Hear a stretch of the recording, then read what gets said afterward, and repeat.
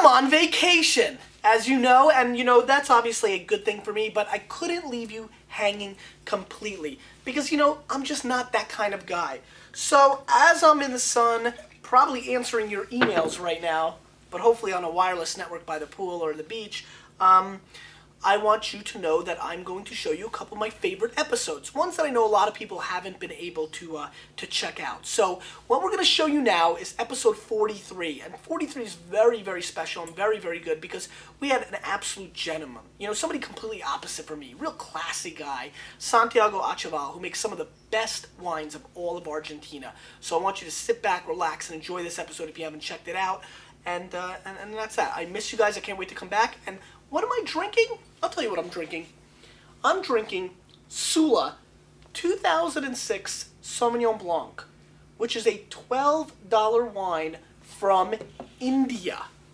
We haven't done India on the show yet, but kind of impromptu. Little gooseberry, like real concrete dust coming on the nose.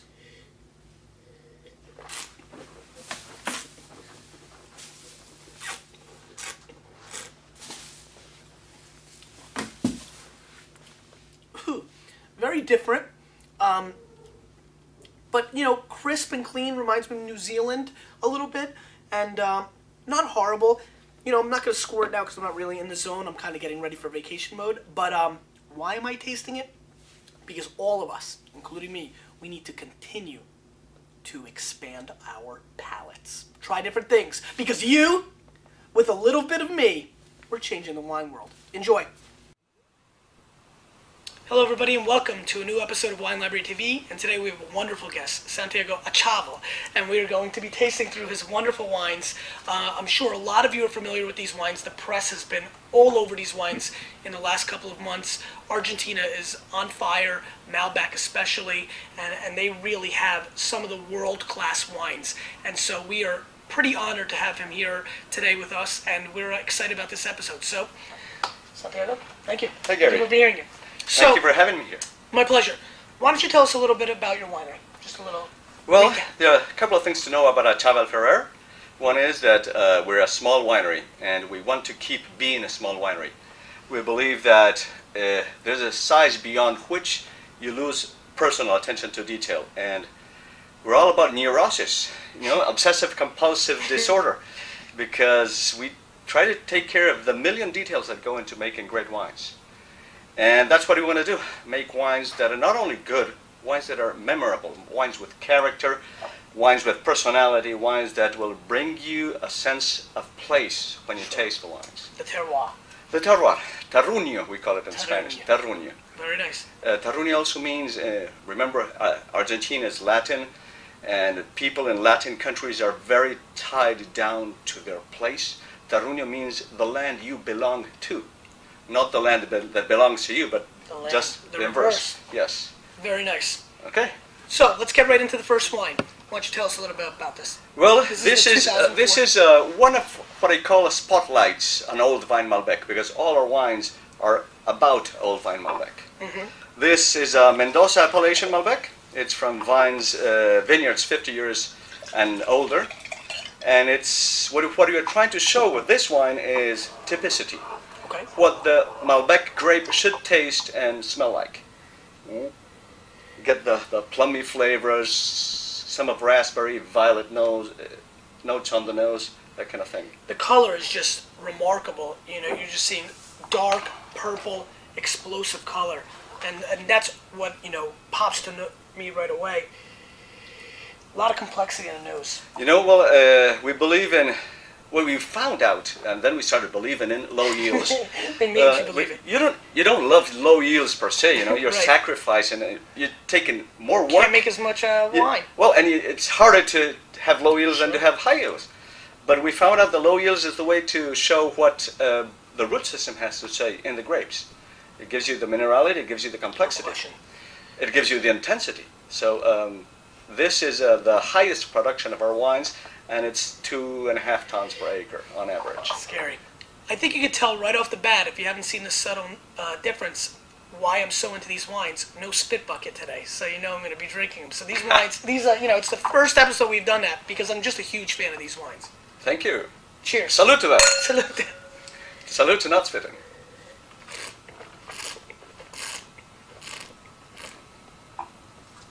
Is this a little bit of a newer wine? Because Yes, for us this is. Did this come out after the... Yes, it did. Indeed, we were at first we were only producing the Chimera and the single vineyard Malbecs, and we found that this table lacked a leg. That is, there that was entry one level, yes, kind of at some point. not only because of the entry level, Sure. which is important for the consumer to be Sure. able to Try make a once. small risk No question. bet into a Chaval Ferrer, but also because there was one aspect of Malbec that we were not covering. Okay. So this is typicity, and then we move on to different aspects or spotlights on Old Vine Malbec, as I call them. This has tremendous mouthfeel, lots of complexity on the palate, subtle red fruit. I tend to get a little bit more red fruit. The fruit is very bright. You know, to me, that's what stands out. I like this one. We are firm Subtle believers in high quality fruit and lazy winemaking, as I call it. Lazy winemaking, as a definition, is the list of the things we don't do in the winery is far longer than the list of things we actually do. I believe Let that the fruit speak for itself. let the fruit speak for itself. Don't mess up with it. Don't decrease its potential. Sure.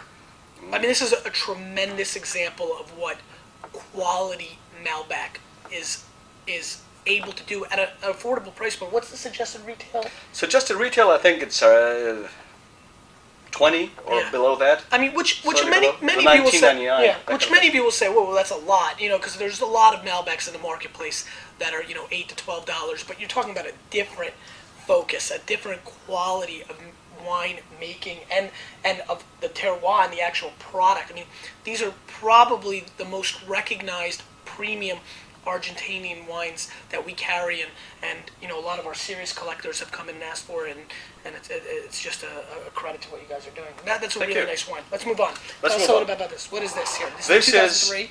this is Chimera. Chimera is a name for a blend, and the role of Chimera, as we think of it, is the search for a perfect wine. Perfect wines are impossible to make, of course, and that's what Chimera means. Chimera means a foolish, unattainable, impossible goal. Can't be made, pie in the sky, that kind of thing. Pretty cool. But- And what's the blend? Because I know this is one of your blends. It changes. Yes. It changes. This 2003, it's 40% Malbec, 28% Cabernet Sauvignon, 27% Merlot, and 5% Cabernet Franc. And the Cab Franc comes on the nose right away. Yes. You know, it's amazing. I mean, that's, Merlot and Cab on the nose and the subtleties, Cabernet for the backbone, the skeleton, and Malbec for the flesh, the velvety mouthfeel. What we're trying to get here is a very complex and balanced wine. We want it to be a very Argentinian wine. That's why 40% Malbec, a big block of Malbec in there. But the main goal is balance and complexity, increasing levels of them until someday perfection. Who knows? Maybe. Hopefully. One of the big things with Wine Library TV that a lot of people have commented on, and something I've been contemplating in my mind, is whether we should have guests or not, because a lot of people feel that I can't be brutally honest with the person standing right there. This is probably the main reason that he's here today, is because this is a home run. I mean, this is easy. This is an easy job. Thank you, Gary. This wine right here is like a world. To me, the first thing when I taste this wine that it reminds me of, I mean, the nose was incredible, just bright colors and flavor, but there's a little hint of Asian spice. There's a lot of complexity within this wine, and it makes me think, to be honest with you, when tasting it, almost like a New World explosive classic Bordeaux. You know, it's got a little bit of that going on. Well, in this wine, we've decreased the yields even lower than the first one. The average yield in Chimera is 1.5 tons per acre. I mean, you're talking California cold wine. That means, that translates basically into what the thing we're going after is how much weight of grapes per plant. It's 1.5 pounds of grapes per plant. So that means it takes two plants to make one bottle of wine. It is at this level when you start to get the minerality, the serious complexity coming from the all you root system. business majors understand what that means. I mean, you know, we're talking about business here too, and so you can imagine the commitment that this family and these people are making to these wines. And that's extraordinary, especially from it's a real leap of faith at some level as well. I'm sure from a business model, yes, because these price points are high for Argentina. They're high for Argentina, and you've got to you guys had to really go out there and hope that people didn't box you into a peg. And once again, I think a lot of you have recognized, if you've read press, we're starting to see scary numbers for these wines, and I'm sure that's happy. And press is not everything, but it definitely helps. The business. It helps. It helps. Certainly helps. We were hoping, and we still like the fact that the people grab a bottle, grab a glass, and think that even though the price point is not cheap, it's a high price point, they feel they're getting a good deal. They have more in the glass than they pay for the bottle. Without him being here, to me, these are bargains. I know we've been talking a lot about high price point, but to me, you're going to pay $150 for a Bordeaux that tastes like this. And so that's really, an exceptional opportunity to try world-class wine at a great price. So, and finally, the Finca Mirador. Mirador. This is one of our 3 single vineyards, and this spotlight on Old Vine Malbec is a translator, an interpreter of what its specific terroir has to say. That is, that tiny 10, 12 acre vineyard plot, because all of the 3 single vineyards just happen to be 12 to 13 acres. We found these old vineyards. Finca Mirador is 65 years old. The other fincas, one of them was planted in the early 1920s, and the oldest was planted in 1910. 100% Malbec, plants that have been there forever, and even in the replanting process, when some vine died, it has been done with a selection of the same vineyard. So it's kind of a cycle. It's an ecosystem that's in balance, and it gives you this intensity, this character from the soil.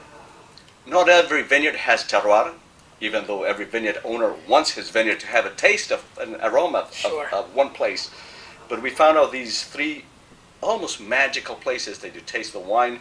You're in and you're out, and you find the same personality, the same character, the same signature, if you want. Wow. It's a search. The search for terroir is search for character, search for identity. Of the wine buyer, the wine drinker finds joy in finding a wine that is different. It's different, but it's true to itself. It repeats, in spite of vintage variations, it repeats its signature every year. What's amazing about this wine is it's very closed.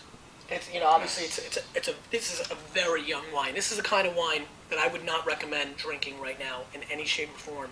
This is the kind of wine you kind of have to buy, put away in the cellar. Because what kind of intrigues me about this wine is, considering how closed it is, it seems like there's a little crack and a lot of flavors coming out of there, which makes you wonder what's behind that door. I call this one, each of the 3 single vineyards has a different personality, if you will. Sure. So I try it's like having 3 different kids.